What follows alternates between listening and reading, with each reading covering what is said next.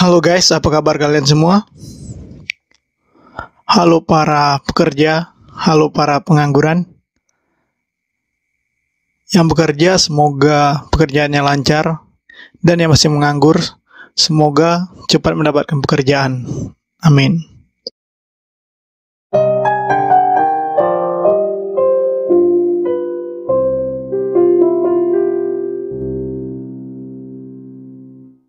Pada channel ini saya akan membuat podcast, atau saya lebih bilangnya saya akan bercerita kisah-kisah menarik pada channel ini. Seperti kisah orang unik, kriminal, pencurian, misteri, dan kisah-kisah yang saya rasa menarik untuk kita bahas. Pada kali ini saya akan membawakan sebuah kisah pencurian barang yang sangat ikonik. Kisah pencurian trofi Piala Dunia pertama yang bernama Julius Rimet. Nah, perlu kita ketahui bersama, sebelum trofi Piala Dunia yang sekarang ini, itu mulai digunakan pada tahun 1974. Sebelumnya trofi yang digunakan adalah trofi yang bernama Julius Rimet. Trofi yang awalnya bernama Victory dibuat pada 1929 atas suruhan Presiden FIFA pertama pada saat itu, yaitu Julius Rimet. Mengambil wujud Nike, yaitu Dewi Kemenangan Yunani, piala ini didesain oleh pematung bernama Abel Lefleur. Ia memiliki tinggi 3,8 cm dan berat 6,1 kg. Uruguay menjadi negara pertama yang menang Piala Dunia pada tahun 1930, sehingga berhak untuk menyimpan trofi ini selama 4 tahun ke depan, sebelum pindah ke tangan Italia pada pergelaran berikutnya. Nah, kita akan bahas bagaimana trofi tersebut bisa dicuri yang terjadi di Inggris. Oke, let's go. 4 bulan menjelang turnamen Piala Dunia Inggris dibuka, tepatnya pada 20 Maret 1966, Julius Rimet dipajang dalam sebuah acara pameran di Westminster Central Hall, London. Presiden FIFA pada saat itu, Stanley Rose, sebenarnya khawatir untuk memajangkan trofi ini dengan alasan keamanan. Tetapi dia akhirnya menyetujui untuk memajang trofi tersebut yang diasuransikan seharga 30.000 pound sterling. Kalau dikira-kira pada saat ini ialah sekitar 1,1 miliar rupiah. Dan trofi tersebut akan dijaga sepanjang waktu. Trofi ini dijaga oleh 2 petugas polisi untuk 1 hari. Nah, kejadiannya begini. Sewaktu mereka mengecek pada pukul 11, semua berada dalam keadaan normal. Namun, ketika dicek 1 jam kemudian, kotak kaca itu sudah pecah dan piala yang berada di dalam kotak kaca itu yang selalu menjadi rebutan negara-negara yang ikut Piala Dunia itu pun raib. Agak sulit mendapatkan info bagaimana proses pencurian piala atau trofi tersebut. Namun secara tiba-tiba dalam waktu 1 jam, trofi tersebut berhasil dicuri. Insiden memalukan tersebut sontak membuat negeri Sherlock Holmes itu kalang kabut. Tak ada satu orang pun yang tahu dan bertanggung jawab atas pencurian tersebut. Namun tak berapa lama setelah kejadian, Ketua Football Association, Asosiasi Sepak Bola Inggris, yaitu John Mears, saat itu menerima paket yang dikirim ke rumahnya. Isi paket itu adalah alas trofi yang dicuri yang merupakan salah satu bagian dari trofi yang dicuri. Dengan catatan berisi permintaan tebusan uang sebesar 15.000 pound sterling. Mungkin kalau kita kira-kira pada saat ini ya sekitar 534 juta rupiah. Dan peminta tebusan ini menulis, "Dear Joe, tidak diragukan lagi Anda terlihat sangat prihatin dengan hilangnya trofi Piala Dunia. Bagi saya, itu hanyalah potongan emas. Jika saya tidak mendengar kabar dari Anda selama-lamanya Kamis atau Jumat."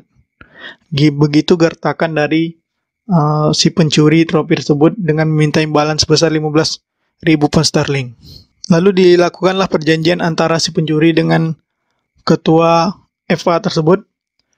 Pengirim yang dikenal sebagai Jackson akan menggalikan trofi dengan aman dan mengirim bingkisan ke lapangan Chelsea di Stamford Bridge berisi apa yang dia klaim sebagai trofi Piala Dunia tersebut. Akhirnya setujulah kedua belah pihak untuk bertemu di Taman Battersea. Joe akan membawa uang sebesar 15.000 pound sterling dalam sebuah koper, dan Jackson akan memberikan trofi kepada Joe. Tentunya, Joe sejak awal menghubungi pihak kepolisian, yang lalu menyusun perangkap lengkap dengan koper yang berisi koran yang dilapisi dengan uang senilai 5 pound sterling. Jadi, koper itu tidak semuanya berisi uang, hanya di bagian permukaannya saja, agar terlihat banyak. Nah, di hari transaksi tersebut, polisi berhasil menangkap pengirim paket bernama Jackson tersebut.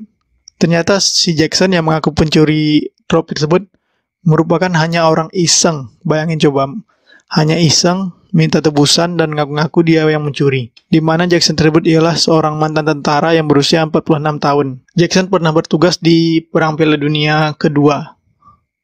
Karena keisengannya Jackson tersebut, dia dijatuhi hukuman sekitar 2 tahun karena menuntut uang dengan ancaman. Namun ketika proses interogasi, Jackson tidak bisa memberikan gambaran apapun mengenai trofi tersebut. Karena dia emang tidak tahu di mana letak trofi tersebut.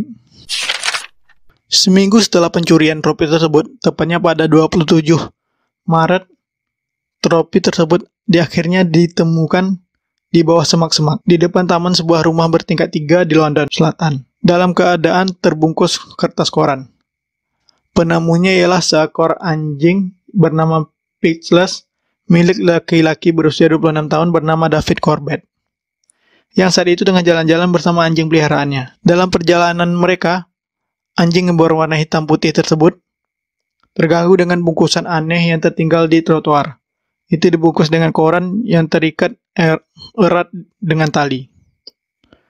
Karena rasa penasaran, David, si pemilik anjing tersebut, merobek sedikit kertas dari bawah dan ada cakram polos. Kemudian dia merobek-robek lebih banyak dari kertas tersebut dan dia menemukan tulisan Brazil, Jerman, Uruguay. Kemudian dia berlari membawa trofi tersebut kepada istrinya dan dia berpikir dia telah menemukan trofi Piala Dunia yang hilang.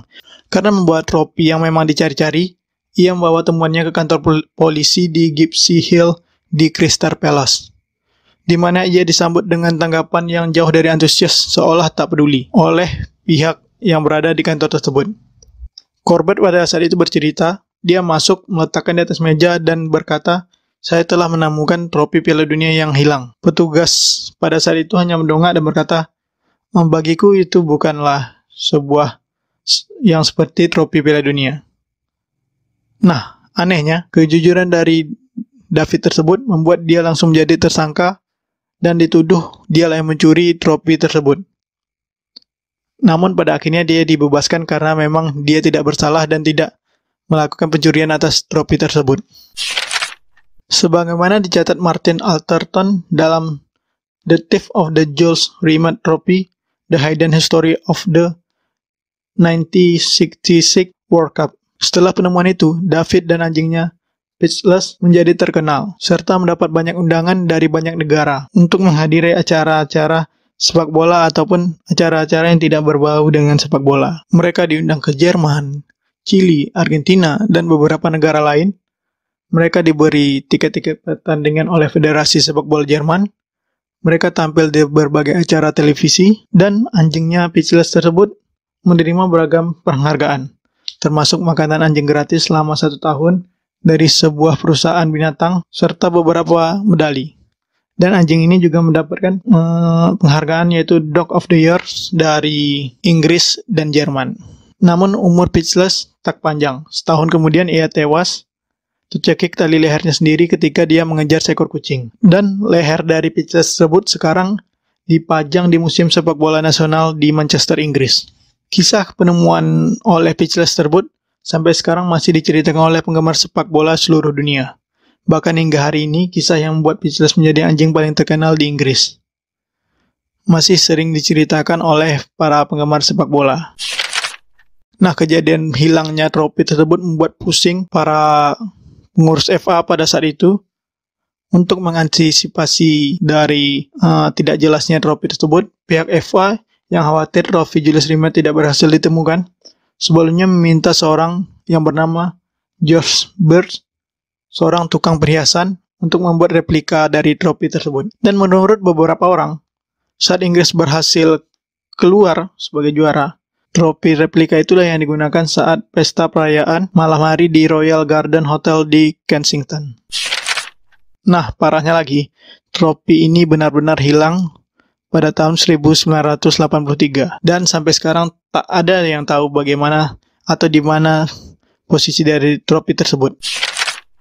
Jadi pada saat kejadian hilangnya trofi tersebut, seorang pengurus asosiasi sepak bola Brazil mengomentari pencurian trofi Julius Rimet yang terjadi di Inggris. O'Brien berkata, kejadian seperti itu tidak akan pernah terjadi di Brazil, karena para pencuri asal Brazil menyukai sepak bola dan tidak akan melakukan aksi tidak terpuji tersebut. Pernyataan itu rupanya menjadi bumerang. Bukan saja aksi pencurian trofi Julius Rimet yang terulang di Brazil, namun ketika tengah berada di Brazil, lebih parah lagi sampai kini trofi itu dicuri dan tidak tahu di mana trofi tersebut berada.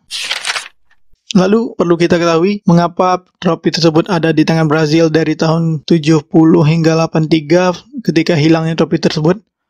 Nah, di sini FIFA memiliki aturan bahwa akan menyerahkan trofi Julius Rimet selamanya kepada negara yang berhasil menjuarai 3 kali turnamen akbar tersebut.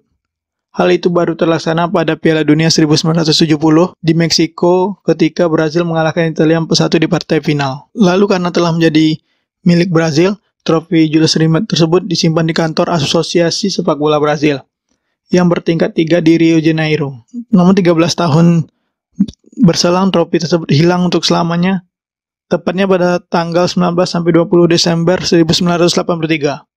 Sekelompok maling berhasil menggondoli setelah melumpuhkan petugas keamanan gedung. Penyelidikan yang dilakukan kepolisian Brazil tak berhasil mengungkap siapa yang menjadi dalang dari pencurian tersebut, dan sampai saat ini tidak ada yang tahu di mana lokasi atau keberadaan dari trofi Julius Rimet tersebut. Sebenarnya sangat disayangkan bagaimana trofi yang ikonik, trofi yang direbutkan oleh setiap negaranya yang ikut pergelaran Piala Dunia bisa hilang. Bahkan sampai saat ini tidak ada kabar adanya penjualan trofi tersebut atau ada orang yang mengaku memiliki trofi tersebut mengoleksinya. Sampai sekarang tidak ada kabar sama sekali. Nah, begitu kisah mengenai pencurian trofi Julius Rimet, yaitu trofi pertama Piala Dunia. Nantinya saya akan menceritakan kisah-kisah yang menarik lainnya. Jika kalian suka pada video ini, jangan lupa like, comment, dan subscribe. Dengan itu akan mendukung saya untuk membuat video yang lebih menarik ke depannya. Dan follow IG dan Twitter saya, nanti saya akan fallback balik. Dan itu dia cerita pada video kali ini, dan see you in the next story.